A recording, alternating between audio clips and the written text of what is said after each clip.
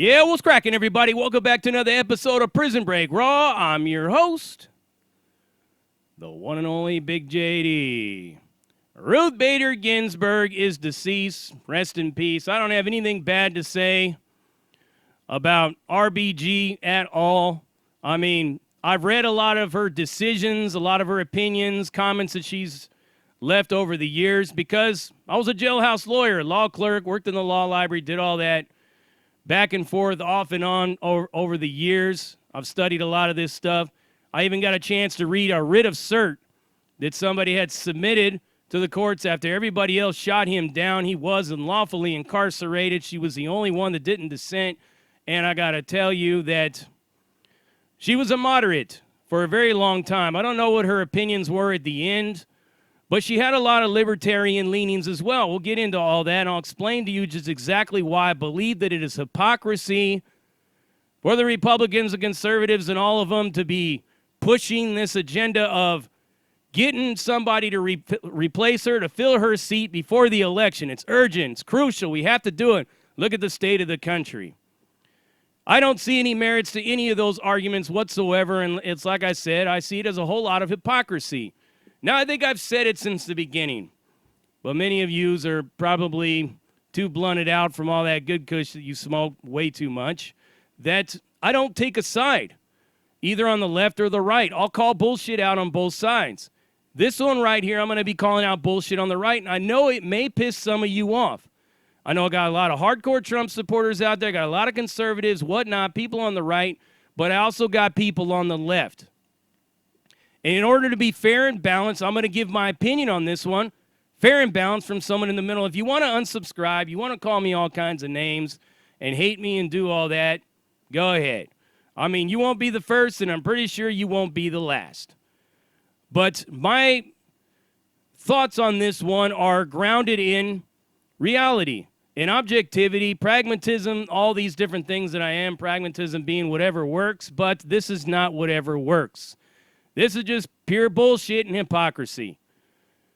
So let's talk a little bit about Ruth Bader Ginsburg, her history, what she has done, about her, basically a milestone, a historic milestone that she achieved by being the first Jewish woman to be appointed to the Supreme Court. Yes, it's true.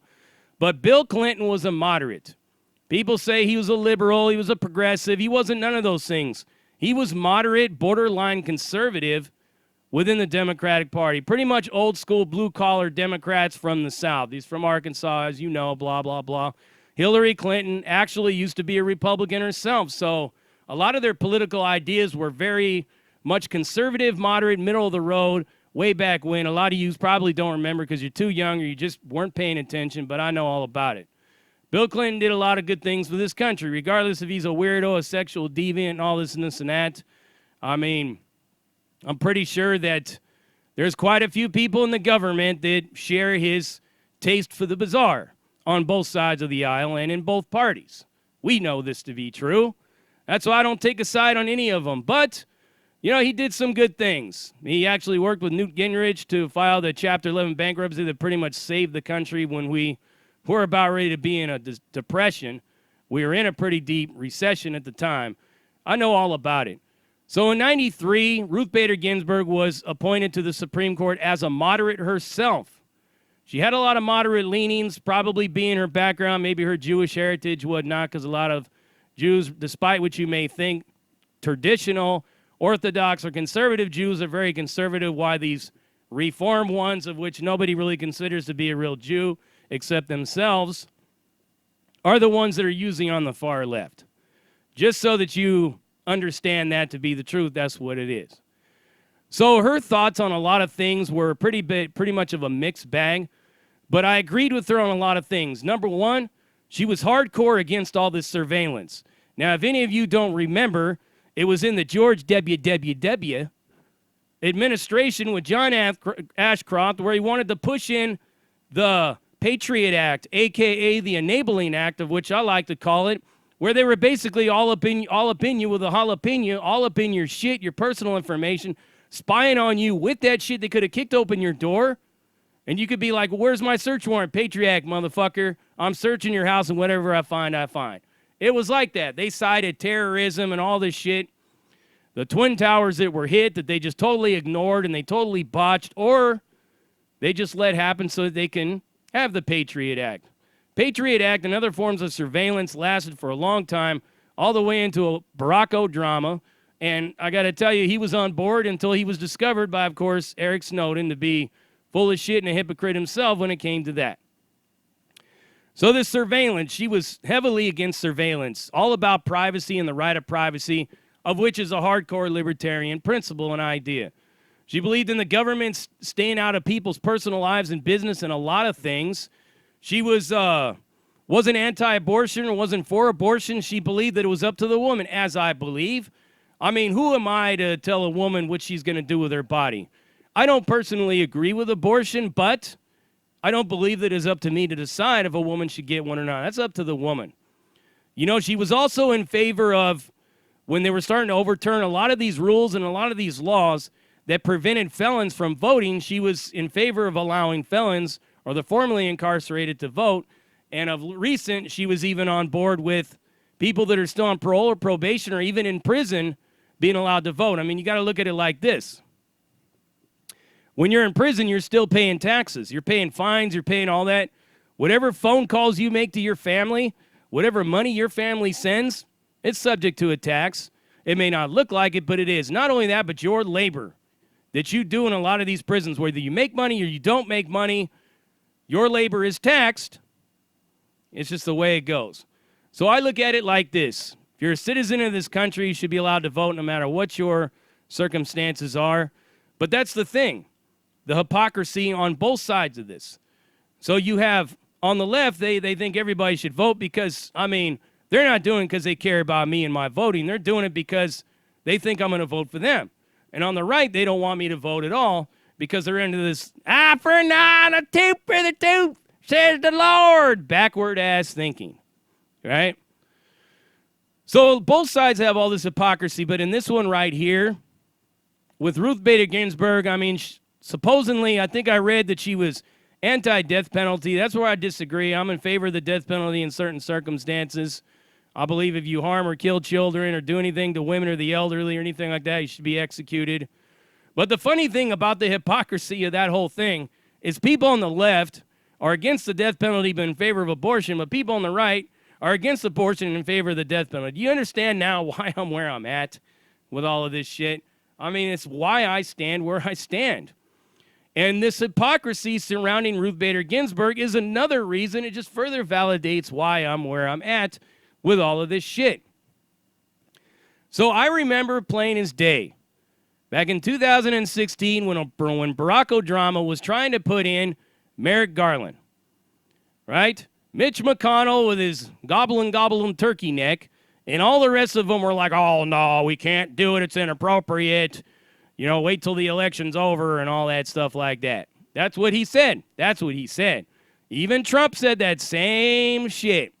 It's inappropriate. We need to wait till after the election. Now, all of a sudden, here we are, faced with a similar situation, and now they just are totally backtracking. Hypocrisy. No, we don't need to wait until after. We need to do it now. Why? Me personally, the way I look at this whole thing is that you need to wait. The reason I say that is not whether I agree or disagree with any of this, because technically a president has the authority to appoint a Supreme Court justice or any judge at any point in time of his presidency. Doesn't matter if it's an election year or not. So that right there is true, what Trump said.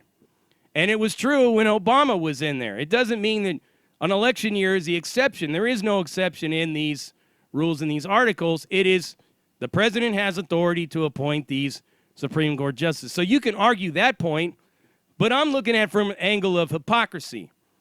This is what you said back in 2016. It's an election year. And the fact that the people overwhelmingly voted Republican in the House and in the Senate shows that they weren't on board with Obama. It says, well, who are you to decide or to say what the people were thinking? Or if that even had anything to do with Obama. Maybe they voted all Republican because they were sick of the House and they were sick of the Senate. Who knows? But you can't automatically assume you know what the American people are thinking or to speak for the American people because you're the government and you don't speak for the American people at all. You speak for your special interests. You speak for all of these other elites. You don't speak for me or anybody else. I don't even understand why we even have a Senate and a House to begin with, but whatever, that's besides the point. But yes, you have to stick to what you've said. You have to have integrity and honesty, and you can't be a hypocrite and say that in 2016 it wasn't appropriate, but now all of a sudden it's appropriate. Regardless if Trump wins or not, you ain't going to make or break your agenda because she was a progressive at the end of her life. I don't really see her as that. I always seen her as a moderate, and maybe that's the reason why they're worried about it, because somebody, if Biden wins, he's going to appoint somebody hardcore, straight extreme left. I don't think that will happen because in actuality, Biden is only a hardcore progressive radical leftist when it means that he's going to win the millennial vote. That's the only reason. Other than that, he's pretty much a moderate kind of guy. He believes in fracking, all kinds of stuff. He has a lot of other views on things that people, I don't even think he knows what he is. I don't even think he knows he's a Democrat any longer.